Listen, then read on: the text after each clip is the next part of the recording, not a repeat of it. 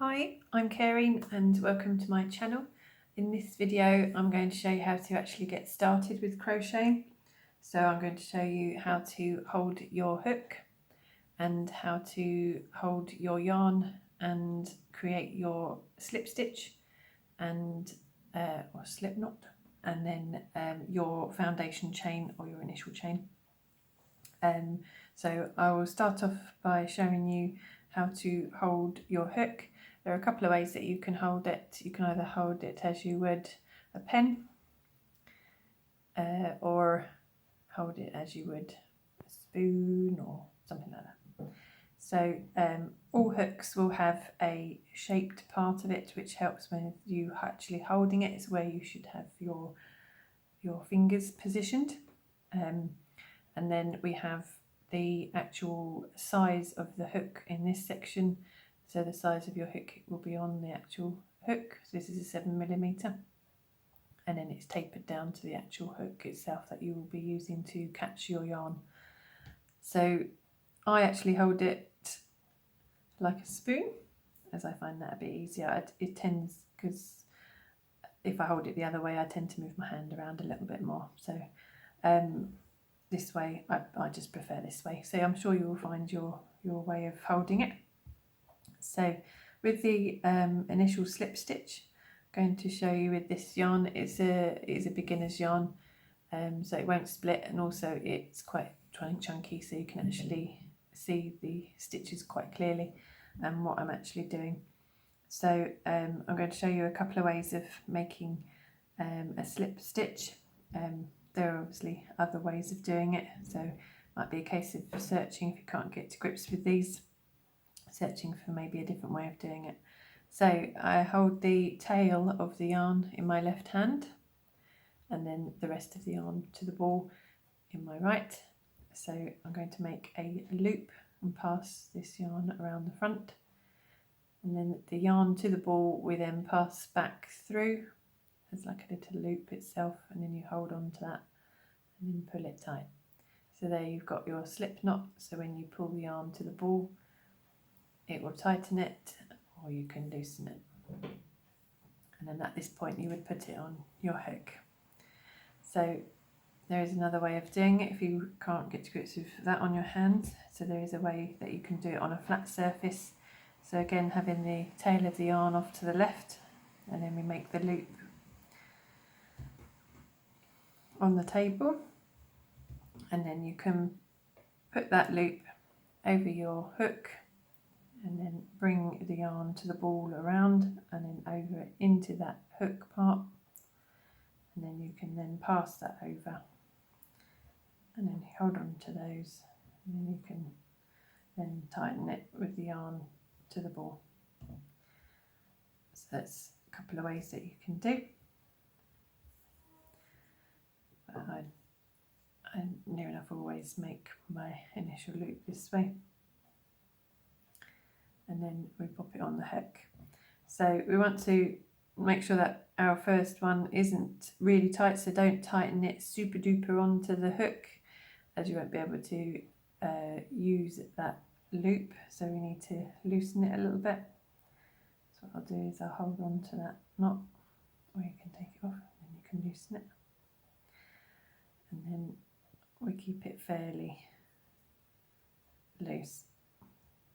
So we need to have the yarn, make sure that we keep measuring that loop on this part of the hook, as obviously that is the size that you want of the loops, so, and the stitches. So it's a way of getting it onto your hook. So a way of holding the yarn, obviously you will probably find a way that's easy for you.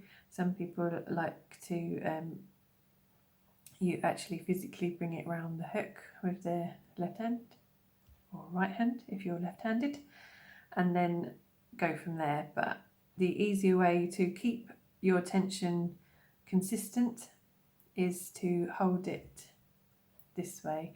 So you've got the yarn to the ball, bring your little finger over the top and then bring it round. So we're making like a little loop on our little finger, and then we bring the yarn the flat of our hand bring our index finger underneath, and then with our little finger and ring finger will probably follow. We can hold on to that yarn so that it doesn't slip too much. But then obviously as you're using the yarn, you can then move your hand, so this will improve with practice. You'll get used to doing this and then it will just come as second nature to you. So a way of holding it tight is to stop it from moving too much, and then when you need more yarn you just release that and then it will slide through. So I will show you again. So bring it around and then bring our index finger around, and then you can hold on. So with that we've got our middle finger and our thumb free, so we can hold on to that tail of the yarn so that we can then make our chain. So we bring our hook underneath the yarn, and then you can use the hook part then to hold on to that yarn. So we then need to bring this yarn through this loop to create our first chain.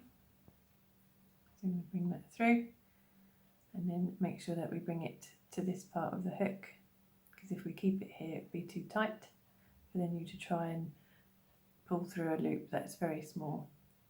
So if we keep it here nice and loose, and you can be holding on to that and then adjusting how much yarn you get. So again, go underneath, pick up that yarn, and then we're going to bring that through the loop. Again, as we go, you can either bring your thumb and middle finger up to hold on to those chains, or you can do a few chains in a row and then move your hands up. Otherwise you can end up with your fingers being too far away from each other. So I will show you again. So we're going to bring the yarn around and then through that loop. So I'd say you could do 3 or 4 maybe chains before having to move your fingers up. So here at this point I would move my fingers up the chain to then be able to have a little bit more control over keeping these loops fairly loose, so that then they are workable for the next row. So again, under the yarn, and then we're going to bring it through. So at this point my little finger isn't really holding on, because I need the yarn to come through so that I can then use the yarn to create the chain. So it's fairly loose, try and keep it loose. So underneath, and then bring that yarn through that loop. So then we've got a nice neat chain. Sometimes obviously your initial chain won't look like this, because you'll be getting used to holding your yarn and your hook, and you can end up with like a really big chain and then a really small chain, and then it all looks a little bit funny. So with crocheting it's quite easy to correct it. So obviously you bring the hook out and then you think, I don't really want those 2 chains, I'm going to get rid of those. So 1, 2, and then we pop that hook back into there. And then you can then readjust yourself holding the yarn and then start again. So then bring the yarn over and then bring it through the loop. So that is making your initial chain. Obviously when it tells you to do a certain amount of chains for your project, then you will count this one from where your slip knot is, but you won't be counting the one on your hook. So you'll only be counting